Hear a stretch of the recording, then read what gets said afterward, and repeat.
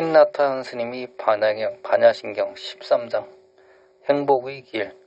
괴로움도 괴로움의 원인도 괴로움의 멸함도 괴로움을 멸하는 길도 따로 존재하는 분리된 자아개체가 아니니라. 사성제 즉 네 가지 성스러운 진리 중에는 첫 번째는 고입니다. 이는 불행이나 괴로움으로 해석됩니다. 불교 수행은 괴로움의 존재를 인식하고 인정하는 데서 출발합니다. 여기에 괴로움이 있습니다. 내 안에 괴로움이 있습니다. 당신 안에 괴로움이 있습니다. 세상에는 괴로움이 있습니다. 괴로움은 나름의 맡은 역할이 있고 우리는 우리의 괴로움을 활용하는 법을 배울 수 있습니다. 그러나 괴로움을 덜기 전에 괴로움이 존재한다는 사실을 먼저 인정해야 합니다. 우리의 괴로움을 깊이 들여다보면 괴로움을 초래한 다양한 원인과 조건이 보입니다. 우리가 겪고 있는 괴로움의 뿌리를 들여다보면 이해가 생겨나고 그 즉시 괴로움이 잦아듭니다. 우리의 괴로움에서 우리 어머니, 아버지, 조상들을 볼 수 있고 그 괴로움이 어떻게 우리에게 찾아오게 되었는지를 알 수 있습니다. 이것이 두 번째 성스러운 진리인 집입니다. 집은 괴로움의 발생 혹은 원인입니다. 우리의 괴로움을 깊이 들여다보면 그 뿌리가 무엇이며 그것을 어떻게 심을 키우는지 볼 수 있습니다. 깊이 관하면 괴로움이 무엇을 먹이로 삼는지 알 수 있습니다. 괴로움이 존재하되 그 괴로움이 계속된다면 그것은 우리가 괴로움에게 먹이를 주고 키우고 있기 때문입니다.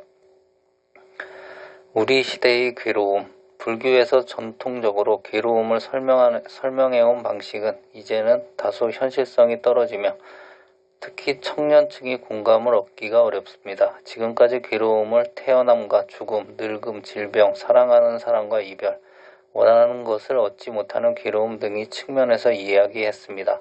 그러나 이런 것들이 반드시 괴롭다거나 불행이라고는 할 수 없습니다. 이러한 것들은 삶의 일부이며 우리는 삶을 받아들이려면 태어남과 죽음, 질병과 늙음, 이별과 좌절을 받아들여야 한다는 사실을 잘 알고 있습니다. 올바른 관점에서 바라보면 이런 것들은 오히려 굉장히 멋진 일일지도 모릅니다. 아이의 탄생은 축하할 만한 일입니다. 구름의 죽음은 곧 비의 탄생을 의미합니다. 나이는 원숙함과 경험을 가져다 줍니다. 질병은 우리 몸을 튼튼히 하는 법을 배우는 데 도움을 줍니다. 이별 덕분에 우리는 서로를 더 깊이 이해하고 감사할 수 있습니다. 그렇다면 원하는 바를 얻지 못하는 것은 어떨까요? 원하는 바를 얻는 것은 그러지 못할 때보다 훨씬 더 큰 고통을 야기하는 경우도 있습니다. 그러므로 괴로움에 대한 기존의 설명 방식을 갱신할 필요가 있습니다. 우리 시대의 진정한 괴로움이 무엇인지 규명하고 그것이 생겨난 과정을 이해하려면 깊이 들여다보아야 합니다. 현대의 생활 방식은 우리 몸의 긴장과 스트레스, 통증을 초래합니다. 우리는 분노, 폭력, 그리고 두려움에 노출되어 있습니다. 우리는 테러리즘, 생태계의 파괴, 전쟁과 기근, 기후변화, 경제위기, 불황, 가난, 사회불의, 가정의 해체 및 이혼 등 다양한 위협 속에서 살아가고 있습니다. 우리는 어떤 식으로 살아가고 있습니까? 무엇을 어떻게 소비하고 있습니까? 날이면 날마다 주변 미디어에서 어떤 폭력과 두려움 또는 분노를 접해서 우리 것으로 삼고 있습니까? 우리 생활 방식은 어떻게 환경을 오염시키고 우리 몸과 마음, 가족, 나아가 미래 세대를 해를 끼치는 분위기를 조성하고 있습니까? 우리가 우리 시대의 진정한 괴로움을 그 진짜 이름으로 부르고 그 괴로움이 생겨난 이유를 제대로 파악할 수 있다면 그것에 대체 어떤 약과 치유가 필요한지도 정확히 알게 됩니다. 괴로움이라는 진실은 곧 괴로움이 종언을 구합니다. 이것이 사성제 중에 세 번째인 멸, 즉 괴로움의 소멸입니다. 괴로움이 멈추어 소멸한다는 것은 곧 행복이 있다는 뜻입니다. 따라서 세 번째 성스러운 진리는 행복이 가능하다는 것입니다. 부처님은 지금 이 순간 행복을 바로 누릴 수 있다고 확실히 말씀하셨습니다. 행복이 있다면 행복으로 이어지는 길이 있어야 합니다. 행복으로 이어지는 길이 사성제 중 네 번째인 도입니다. 그 길을 구체적으로 말할 것이 팔정도입니다. 이처럼 사성제는 괴로움에 관한 내용이기도 하지만 행복에 관한 내용이기도 합니다. 반야신경의 좀 더 전통적인 번역에는 괴로움도 없고 괴로움의 원인도 없고 괴로움의 멸함도 없고 괴로움을 멸하는 길도 없느니라 라는 구절이 있습니다. 이 말을 두고 괴로움이란 하나도 존재하지 않고 완벽한 행복만이 오롯이 누릴 수 있다는 뜻이라고 지금껏 잘못 이해한 사람들이 많습니다. 이번의 새로운 번역 반야신경에서는 이러한 오해를 피하고자 다음과 같이 표현했습니다. 괴로움도 괴로움의 원인도 괴로움의 멸함도 괴로움이 멸하는 길도 따로 존재하는 분리된 자아 개체가 아니니라.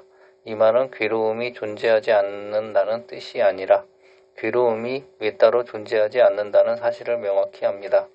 괴로움은 다른 세 가지 성제와 더불어 존재합니다. 우리는 고와 낙을 넘어서 우리 의식 속의 어떤 지점에 가닿을 수 있지만 그렇다고 고와 낙이 존재하지 않는다는 뜻은 아닙니다. 인간과 인간의 마음이 존재하는 한 고와 낙, 즉 괴로움과 행복은 계속 나타날 것입니다. 함께 있음으로써 족하다. 우리는 사성제에 집착하여 그 네 가지 각각 별개의 것이라고 인식하는 경향이 있습니다. 예를 들어 목표와 그 목표로 이어지는 길이 있다고 생각하고 목표와 길은 별개라고 생각하는 식입니다. 그러나 상호존재의 관점에서는 괴로움으로 이어지는 길이나 행복으로 이어지는 길이라고 말하기보다는 괴로움의 길이 있고 행복의 길이 있다고 말합니다. 행복으로 이어지는 길이라는 관점은 이분법적인 사고를 드러냅니다. 우리는 이 말을 들으면 가시와 고통과 번뇌로 가득 찬 길고도 험한 길을 떠올리고 그 길이 마침내는 행복과 평화로 이어진다고 상상합니다. 이런 식으로 생각하면 길은 길일 뿐이고 행복은 행복일 뿐이므로 우리가 그 길 위에 있는 한 우리는 행복할 수가 없습니다. 행복해지려면 그 길을 끝에 다다를 때까지 참고 기다려야 하기 때문입니다. 우리 마음속에서 길은 수단이고 행복은 목적입니다. 베트남의 민요에 이와 같은 이분법적인 사고를 보여주는 노래가 있습니다. 부부가 함께 농 갈고 못 심네 흙 뒤집고 일어가며 지아비는 못 심고 지어미는 소 몰고 고랑 내지 오늘은 힘들어도 내일은 잘 살리라. 우리는 농 갈고 못 심을 때 행복을 느끼지는 못하지만 지금의 괴로움이 미래의 행복을 가져다 줄 것이라고 생각합니다. 이것은 이분법적인 사고입니다. 소와 함께 일하는 남편과 아내는 이미 행복합니다. 우리는 농 갈고 못 심는 동안에도 이미 행복을 누릴 수 있습니다. 남편이나 아내가 더는 옆에 없고 자기 논도 없으며 쟁기를 끌어줄 소도 없는 사람들이 많습니다. 자신의 행운을 인식할 수 있다면 그 즉시 행복을 누릴 수 있습니다. 오늘은 힘들어도 내일은 잘 살리라는 말이 맞습니다. 행복이 곧 길이다. 길 자체가 행복입니다. 팔정도는 어렵고 고난으로 가득 찬 고행의 길이 아닙니다. 그 길은 나아가는 한 걸음 한 걸음 모두 행복할 수 있다는 길입니다. 이런 말을 들어보았을 것입니다. 평화로 가는 길은 없다. 평화가 곧 길이다. 평화를 가져오는 과정 또한 평화여야만 합니다. 평화의 이름으로 폭력을 휘두르고 총을 사용하는 것은 옳지 못합니다. 수단이 평화롭지 않으면 평화도 있을 수 없기 때문입니다. 평화를 얻기 위해 폭력을 가하고 다른 사람을 총으로 쏴야 한다는 말은 맞지 않습니다. 수단이 폭력적이면 목적도 폭력적입니다. 평화의 길을 걷는 한 걸음 한 걸음이 모두 평화가 되어야 합니다. 우리가 평화의 길을 걷고 있다면 말 한마디, 생각 하나, 행동 하나가 모두 평화를 담고 있어야 합니다. 마찬가지로 행복을 얻기 위해 괴로워하고 몸부림쳐야 한다면 그 또한 맞지 않습니다. 행복의 길은 한 걸음 한 걸음 모두 행복해야 합니다. 목적과 수단은 하나입니다.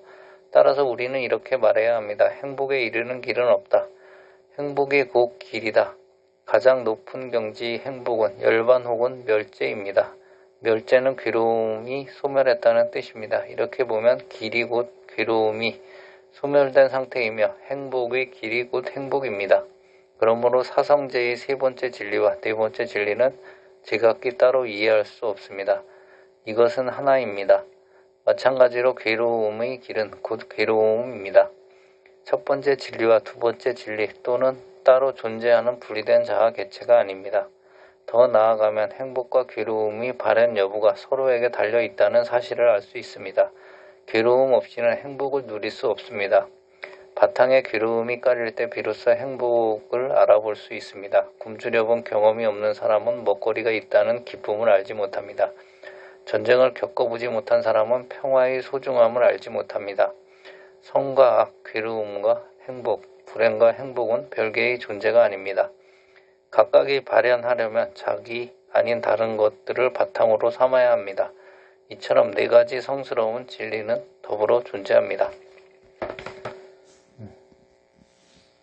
괴로움이 고통을 낳는 게 아니겠습니까? 괴로움이 고통이 깨달음을 낳는 게 아니겠습니까? 14장 나비를 쫓아서 깨달음도 성취도 따로 존재하는 분리된 자아 개체가 아니니라. 이를 볼 수 있는 사람은 누구든 더 이상 성취하고 깨달을 것이 없느니라. 깨달음의 지혜는 불현듯 찾아옵니다. 꼭 앉아서 명상할 때만 찾아오는 것이 아닙니다. 우리는 일상생활에서 마음 챙김과 집중을 수행하면서 깨달음의 지혜, 즉 통찰을 맞이할 준비 작업을 합니다. 우리는 자신의 몸, 느낌, 인식 등과 깊이 접촉하도록 스스로 허용해 줍니다. 이런 수행을 통해 우리의 마음 챙김과 집중의 힘은 점점 강해집니다. 통찰이 찾아오면 웃음이 터질 수도 있습니다. 통찰이 늘 바로 곁에 있었으나 그동안 까맣게 모르고 있었다는 느낌이 들 수도 있습니다. 통찰이 깃드는 순간은 환희가 충만하고 더없이 만족스럽습니다. 통찰은 여러 원인과 조건이 결합하여 일어나는데 그 조건 중 한 가지는 망상, 다시 말하면 무명 혹은 무지입니다. 무지 없이는 통찰도 깨달음도 없습니다. 오해와 잘못된 견해가 없다면 애초에 무엇에서 깨어나 깨달을 수 있을까요? 통찰은 우리가 날마다 꾸준히 갈고 닦는 마음 챙김, 집중, 그리고 깊이 관하기 등의 수행에서 비롯됩니다. 통찰은 온통 통찰이 아닌 요소로 이루어져 있습니다. 진흙 없이는 연꽃도 없고 망상과 괴로움 없이는 지혜와 이해도 없습니다. 우리는 모든 것을 상호 존재라는 본질에서 바라보아야 합니다. 그렇지 못하다면 진정한 깨달음의 지혜가 아닙니다. 무원, 우리는 열반이나 깨달음을 성취해야 하는 대상으로 여기는 경향이 있습니다. 경전에서 성취라는 단어에는 우리가 열반이나 깨달음을 얻을 수 있다는 생각이 담겨 있습니다. 그러나 열반이나 깨달음은 우리 마음이 붙잡을 수 있는 것이 아닙니다. 오히려 붙잡고 있던 것을 놓아야만 열반이나 깨달음을 경험할 수 있습니다. 집착하고 뒤쫓아서는 결코 경험할 수 없습니다.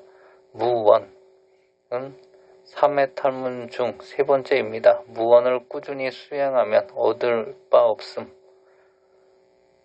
깨치는 데 도움이 됩니다. 무원은 무언가를 추구하지 않는 것, 대상을 앞에 놓고 끊임없이 손을 뻗지 않는 것을 의미합니다. 그 대상이 명성이든 이익이든 재물이든 관능적 쾌락이든 심지어 깨달음이든 그것을 추구하는 데 집착하는 한 우리는 괴로움에서 자유로워지는 경험을 할 수 없습니다. 무언의 가르침은 심오하고도 훌륭합니다. 깨달음을 추구하고 뒤쫓는 사람들도 있습니다. 그러나 깨달음은 이미 우리 안에 있으므로 굳이 쫓을 필요가 없습니다. 우리가 뒤쫓아 달려가는 대상은 깨달음이라는 관념일 뿐입니다. 달리기를 멈추지 못하면 우리 내면과 주위에서 접할 수 있는 삶의 기적들을 모두 놓쳐버리게 됩니다. 우리는 우리 자신이나 주변 상황에 만족하지 않기 때문에 항상 어떤 일을 이루거나 어떤 사람이 되고자 노력합니다. 무언을 실천하면 더 이상 그 무엇도 쫓을 필요가 없습니다. 당신은 지금 뒤쫓아 달려가는 대상이 좋은 것이니까 쫓아가야 한다고 이야기할지 모릅니다. 그러나 좋다고 생각하는 것을 향해 달리는 행위 역시 뒤쫓아 달린다는 점에서 똑같기에 마찬가지로 괴로움을 겪을 수밖에 없습니다. 지금 이 순간의 삶은 이미 더없이 멋집니다. 인생의 모든 경이로움은 지금 이 순간에 누릴 수 있습니다. 이러한 경이로움에 눈뜨는 것만으로도 이미 자유와 평화, 기쁨이 충만합니다. 당신이 징역 30년을 선고받았다고 가정해 봅시다. 당신은 왕이나 대통령이 사면이라는 관용을 베풀어 주기를 바라며 그날이 오기만을 오매불망 기다립니다. 그러던 어느 날 웬 명상 선생이 감옥으로 들어오더니 지금 이 순간 당장 자유를 누릴 수 있으며 굳이 기다릴 필요가 없다고 이야기합니다. 당신은 사면되기만을 마냥 기다릴 필요가 없습니다. 마음 챙김 속에서 호흡하고 미소 지으며 감옥 안의 장미도 감옥 밖의 장미와 마찬가지로 아름답다는 사실을 보기만 하면 됩니다. 감옥 안에서도 꽃의 아름다움을 묵상하고 신성한 공기를 마실 시간은 충분합니다. 당신은 지금 당장 자유로워질 수 있으며 자유로워지기 위해서 10년을 더 기다릴 필요가 없습니다. 우리도 이와 같습니다. 행복해지고 자유로워지고 열반을 경험하기 위해 몇 년씩 힘들게 애쓸 필요가 없습니다. 다만 사람일 뿐. 내가 1963년에 지은 시에 이런 구절이 있습니다. 이루기까지 1000년이 걸리는 일이지만 바라보면 이미 1000년 전에 이루어졌나니 꽃이 할 수 있는 가장 중요한 일은 꽃이 되는 것입니다. 당신이 사람이라면 사람인 것으로 충분합니다. 왜 굳이 부처가 되어야 합니까? 당신이 사람이면 사람 안에 깨어난 자연이 담겨 있다는 사실을 안다면 더 이상 그 무엇도 쫓아다닐 필요가 없다는 사실 역시 알게 됩니다. 당신이 지금 뒤쫓고 있는 것은 이미 당신 안에 모두 갖추어져 있습니다. 불성은 사람의 본성 안에 오롯이 들어 있습니다. 굳이 무엇인가가 될 필요가 없습니다. 당신은 이미 당신이 되고 싶은 사람이기 때문입니다. 이것이 계속 무언가를 쫓아다니는 것으로부터 우리를 해방시켜주는 무언 해탈문입니다. 반야신경의 내용은 다음과 같이 계속됩니다. 이를 볼 수 있는 사람은 누구든 더 이상 성취하고 깨달을 것이 없느니라. 성취할 목적도 없고 성취해야 할 것도 없습니다. 다른 모든 현실과 무관하게 따로 존재하는 성취란 없습니다. 성취에는 원인과 조건이 있으며 그 원인과 조건이 발현될 때 비로소 성취도 모습을 드러냅니다. 이를 깨달으면 더 이상 성취에 연연하지 않게 됩니다. 현상에 대한 우리의 인식을 깊이 들여다보아야 합니다. 우리는 무언가를 인식할 때 우리는 그것을 하나의 상으로 우리 마음의 인식 대상으로 파악하는 경향이 있습니다. 상을 잡으려는 것은 마치 나비를 잡으려는 것과 같습니다. 우리는 실제의 그림자를 쫓으면서 우리의 감각, 행복의 대상, 성취 혹은 성공을 붙잡으려고 애씁니다. 우리는 사랑하는 사람을 붙잡으려고 애쓰고 심지어 열반까지도 붙잡으려고 합니다. 붙잡으려고 하는 것이 꼭 어떤 갈망이나 가래 때문만은 아닙니다. 때로는 두려움 때문에 붙잡으려고 하기도 합니다. 우리는 분리된 자아나 우리의 정체성이라는 관념에 집착해서 이 정체성, 소위 우리 자신을 잊어버릴까봐 두려워합니다. 수행은 이를 멈추고 자리에 앉아 고요히 명상할 수 있는 기회이며 붙잡을 수 없고 상도 없는 것이 일체 현상의 본 성품임을 깊이 들여다볼 수 있는 기회입니다. 우리는 붙잡으려고 하고 집착할수록 괴로워지기만 한다는 통찰을 얻게 됩니다. 이것이 무원의 지혜입니다. 집착하던 대상의 진면목을 확연히 보고 나면 더는 집착하지도 거부하지도 뒤쫓지도 않습니다. 더 이상 그 무엇도 성취하거나 붙잡거나 뒤를 쫓을 필요가 없습니다. 나는 무슨 꿈을 뒤쫓고 있나? 붙잡으려는 집착이 우리를 달리게 만듭니다. 우리는 미래로 달려가느냐, 현재의 순간에서 달아나고 우리 자신으로부터 달아납니다. 우리 진짜 집에서 달아나고 우리 조상, 우리 부모, 우리 문화로부터 달아납니다. 우리 안에는 굶주린 아기와 정처 없이 떠도는 영혼의 씨앗이 있습니다. 우리가 이처럼 달아날 때 집으로 돌아갈 수 있는 마지막 기회를 삶이 베풀어 줄 때도 있습니다. 그러나 우리는 평생 달아나는 것을 멈추지 않습니다. 가끔은 사소하기 짝이 없는 이유로 달아나기도 합니다. 어쩌면 우리는 지금 구름이나 나비를 쫓아 달리고 있는지도 모릅니다. 혹은 직위, 학위, 명성, 돈을 쫓고 있는지도 모릅니다. 베트남에 전해 내려오는 설화 중에 판관이 되기 위해 과거를 보러 가는 서생에 대한 이야기가 있습니다. 과거를 보고 고향으로 돌아가던 서생은 피곤하고 허기가 져 어느 도인의 집에서 잠시 쉬어가길 청했습니다. 도인은 삶에 지쳐 기진맥진한 젊은이를 보고 이렇게 말했습니다. 잠시 나와 눈을 좀 붙이시오. 좁쌀죽을 조금 끓이리다. 죽이 다 되면 드시구려. 젊은이는 바로 골아 떨어졌습니다. 꿈속에서 그는 과거에 급제하고 왕에게 깊은 인상을 남겨 부마가 되었으며 법정 최고의 판관이 되어 막대한 권력을 휘둘렀습니다. 많은 세월이 흐른 뒤 외세의 침략을 받았는데 그때 그는 군대를 이끌고 나가 싸우라는 명을 받았습니다. 그는 군사 전략에는 능하지 못했기에 싸움에서 참패하고 말았습니다. 그가 꿈속에서 소리를 지르자 도인이 어깨를 두드리며 그를 깨웠습니다. 정신을 차려보니 그는 여전히 오두막 안에 누워 있었습니다. 도인이 그에게 말했습니다. 죽이 다 되었소. 일어나서 같이 한 그릇 듭시다. 죽 한 그릇을 끓이는 짧은 시간 동안 서생은 온갖 풍상과 고락을 겪었습니다. 그는 과거에 급제하고 공주와 약혼하고 높은 지위에 올랐습니다. 또한 침략군에 맞서 싸웠으나 패배했습니다. 이 모든 일이 좁쌀죽 한 그릇 끓이는 동안에 일어난 것입니다. 서생은 소스라치게 놀라 스스로에게 물어보았습니다. 내가 추구하는 꿈이 뭐지? 나는 무엇을 뒤쫓고 있는 걸까? 나를 붙잡는 게 무엇일까? 서생이 꿈은 깨어나서 자신의 인생 행로를 재점검하는 기회가 되었습니다. 자리에 고요히 앉아서 성찰하고 이처럼 자문해 볼 시간을 가져야 합니다. 지금껏 나는 어떤 집착 노름에 빠져 있었는가? 과거에 내가 집착하고 뒤쫓던 것은 무엇인가? 내가 지금 움켜쥐고 집착하는 것은 무엇인가? 지금 나비를 뒤쫓고 있는가? 아니면 구름을 뒤쫓고 있는가? 우리가 사랑하는 사람에게서 멀어지고 우리의 집에서 달아나도록 만드는 원인은 너무나 많습니다. 영적 스승 덕분에 잠에서 깨어나면 이제는 집으로 돌아올 때입니다. 우리는 이미 방황할 만큼 방황했습니다. 우리는 이미 우리의 삶을 파괴할 만큼 파괴했습니다.